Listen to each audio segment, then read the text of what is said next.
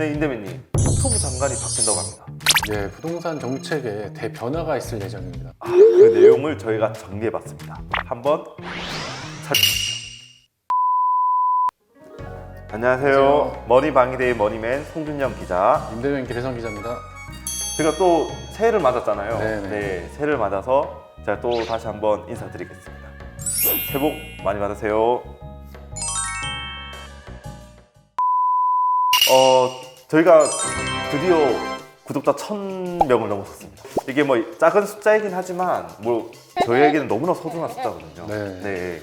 지금은 물론 1000명이지만 앞으로 5000명, 10,000명, 10만 명은 좀 약간 오버할까요? 네, 이렇게 해서 쭉쭉 저희 콘텐츠를 구독해 주시는 분들이 많게끔 저희가 노력하겠습니다. 네, 임대민님. 네네. 저희가 새해를 맞았는데 상황이 엄청나게 많이 바뀌고 있는 것 같아요. 특히 부동산 정책을 담당하는 최고 부서에서 지금은 수장 교체가 지금 이루어지고 있잖아요. 네네. 이미 네. 예정된 상황인데 네네. 또 저희가 또 촬영일 기준으로 오늘 인사청문회가 또 있더라고요. 예, 예. 박상우 전 LH 사장인데요. 네. 내정되고 나서 네. 좀 시장의 기대감이 커지고 있습니다. 기대감이 커지고. 네네. 국토교통부 장관 후보로 지명되어 무거운 책임감과 소명의식을 느낍니다. 국민 주거 안정에 전력을 다하겠습니다. 그간의 행정 경험과 전문 지식을 바탕으로 부동산 PF 리스크 등 주택시장 불안 요인을 최소화하는 한편 공급 측면의 애로를 우선적으로 해소하겠습니다. 이명박 정부 시절에 네. 주택 정책을 거의 진두지휘하시던 분이거든요. 뭐 일각에서는 뭐 주택 사령관이 돌아왔다. 컴백이군요. 컴백. 예. 뭐 이런 인물인데 이분이 이제 부양책을 그때 많이 했어요. 부동산 시장을 이제 좀 살리기 위해서. 그래서 이번에도 장관에 내정이 되면 부동산 시장을 살리기 위해서 전방위적인 부양책, 규제 완화 이런 거를 이제 진행할 거다 예상이 많습니다. 사실 부동산 정책이 좀 앞으로 좀 많이 바뀔 수 있을 것 같다라는 생각이 많이 들거든요. 네네. 네, 이쯤에서 주제 한번 말씀해 주시면은. 네. 예, 오늘 주제는 박상호 국토부 주택 경기 부양책 어디까지 꺼낼까입니다.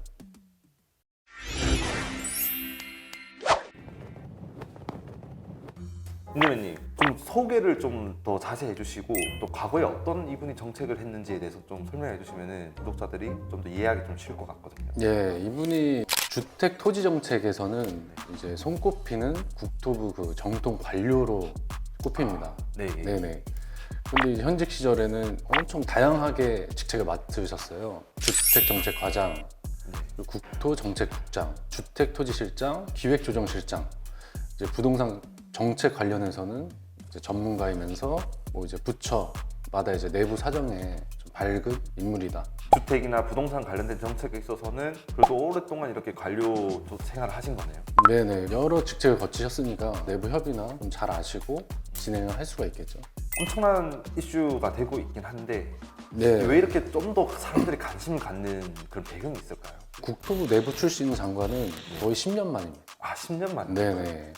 과거 그 이명박 정부 시절에 2011년도 이제 국토부 내부 출신이셨고 네.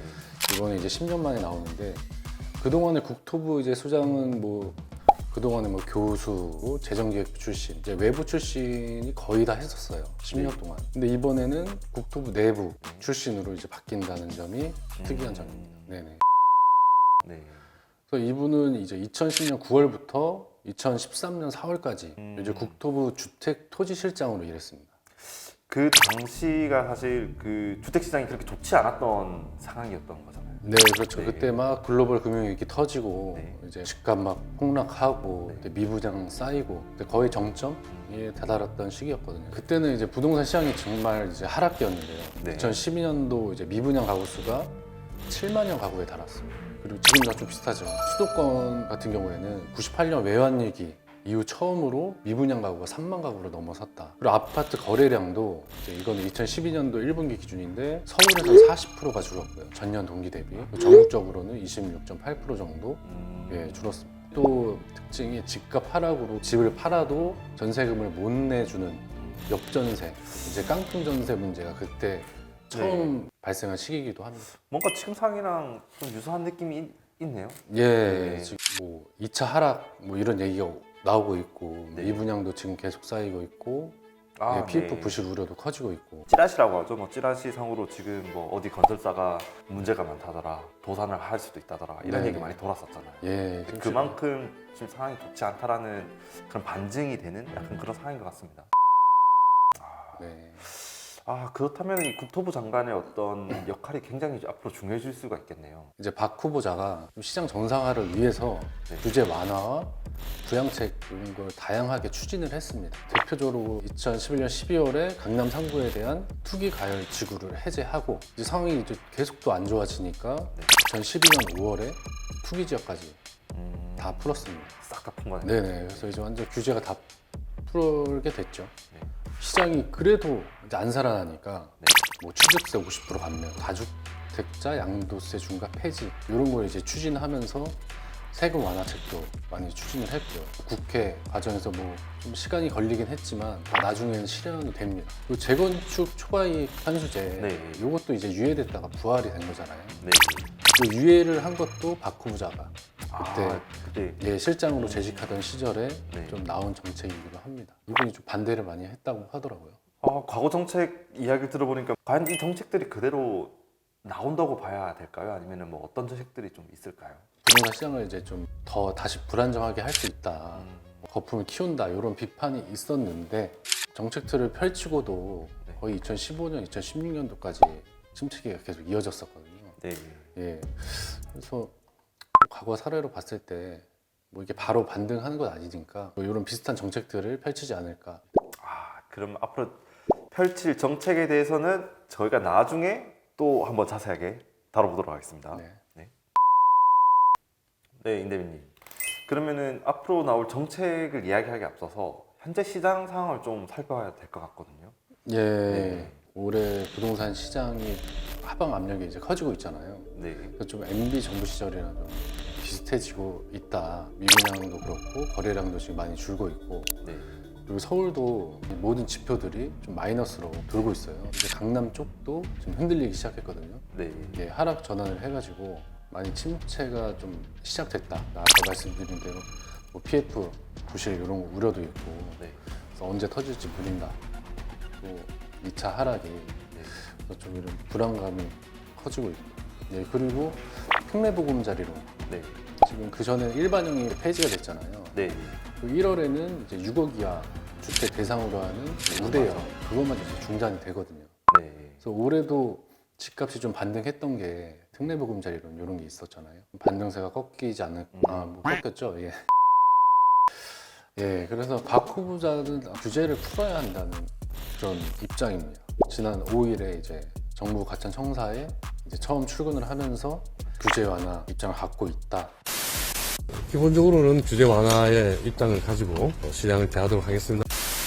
그 재건축 재개발 사업들 중에 지체되고 있는 것들을 빨리 진행시킬 수 있도록 규제를 좀 완화하고 정부가 지원을 한다든지 하는 그런 전통적인 방법과 더불어서 그리고 내정되기 전에 다른 이제 한 매체랑 인터뷰한 내용이 있는데 정부가 지난해 말이죠. 그때 이제 서울 전 지역이랑 경기 과천, 광명, 성남, 하남 요거만 냅두고 이제 다 규제를 풀었었잖아요. 이제 그때 이분이 하신 말씀이 뭐 남아있는 규제를 찔끔찔끔이 아니고 싹 다 풀어야 된다.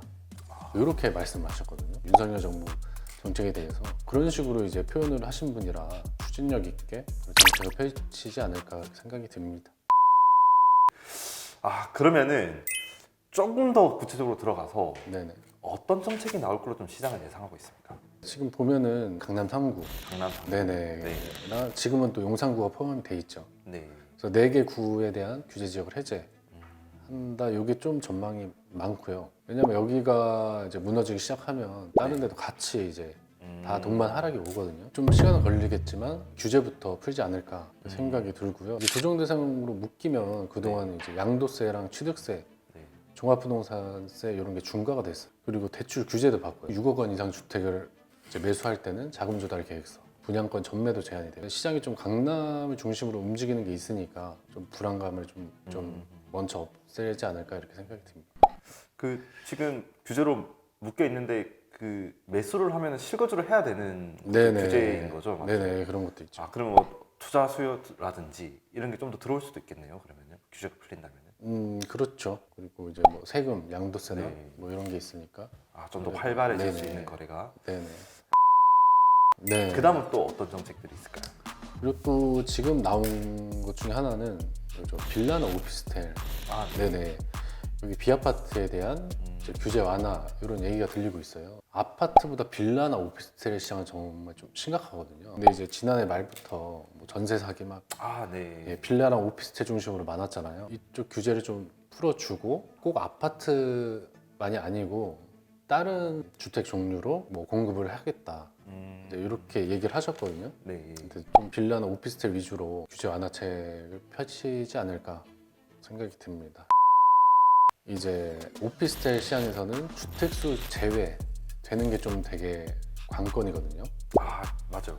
그게 포함돼가지고 네네. 불리해졌다라고 저는 이야기 들었었거든요. 예. 네. 그래서 여기 2020년 8월에 이제 정부가 하도 오피스텔 막 이제 투기, 과열 이런 게 감지가 되니까 주거용으로 쓰이면 주택수에 포함하도록 이렇게 했거든요. 무주택자로 인정이 안 되거든요. 이런 것 때문에 시장이 많이 고사 상태다. 지금 난리가 났죠. 그러면 빌라는 그럼 또 뭐 있나요? 이제 빌라 같은 경우에는 요 전세보증금, 요 반환보증보험이라고 하죠. 가입 기준대에 대한 기대감이 있습니다. 정부가 그 전세보증금 반환보증보험 기준을 공시가격의 126%로 줄였거든요. 네. 기존에 150%였어요. 공시가격 2억 원인 빌라다. 그전에는 3억 원까지 보증을 해줬어요. 네. 그럼 세입자는 3억 원에 매입을 하고 보증보험을 받고 줄이고 난 이후부터는 2억 5천만 원으로 한도가 줄어듭니다. 그러면 이제 새로운 세입자를 받을 때 5천만 원을 낮춰서 이제 계약을 해야 되는 거죠. 왜냐하면 지금 전세 사기 때문에 보증보험 안 들면 안 하잖아요, 사람들이 전세 계약을. 그래서 집주인들은 뭐 새로운 세입자를 구해도 기존 세입자를 또 내보낼 목돈을 또 추가로 마련해야 되는 그런 상황이 계속 발생을 하는 거죠. 그래서 요거를 좀 다시 확대해 주지 않을까. 그렇게 추측을 하고 있다는. 네네. 물론 이게 영상이 나갈 때는 작년 이러겠죠. 둔촌주공 살리기를 하면서 실거주 폐지를 이야기했었잖아요. 예. 근데 이게 지금 법안이 통과가 안 됐단 말이죠. 예. 이거는 좀 풀어낼 수 있을까요, 국토부 장관이? 요거에 대한 의지도 좀 나타내주고 있는데요. 저희 여기 인사청문회에서 이제 실거주 의무를 하는 거에 대해서 시장의 자유로운 흐름에 좀 방해가 되는 것 같다. 정부가 깊이 관여하는 것은 바람직하지 않다. 폐지되는데 원칙적으로 찬성을 한다. 입장을 밝혔습니다.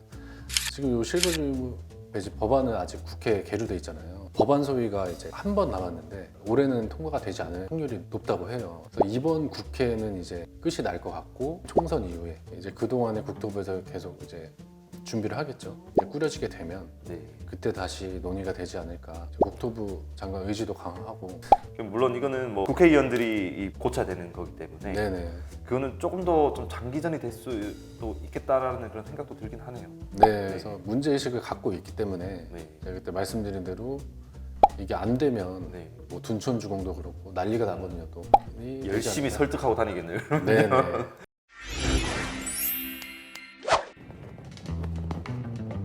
네, 임대민님 지금까지 살펴봤는데 일단은 규제 완화 쪽으로 초점이 맞춰져 있다. 저희가 부동산 정책도 저희가 좀 많이 다루긴 했는데 이 시장의 어떤 중간중간마다 정책의 힘이 생각보다 크더라고요. 물론 이게 시장의 힘이 더 크긴 하겠지만 그래서 앞으로 저희가 이런 정책들의 변화들이 있을 때마다 짚어보는 그런 시간을 좀 갖도록 하겠습니다. 저희 이벤트도 많이 참여해 주시고 구독과 좋아요도 부탁드립니다. 네, 지금까지 돈줄의 길목을 지키다 머니방위대의 머니맨 홍준영 기자였고요. 임대맨 기래성 기자였습니다. 감사합니다.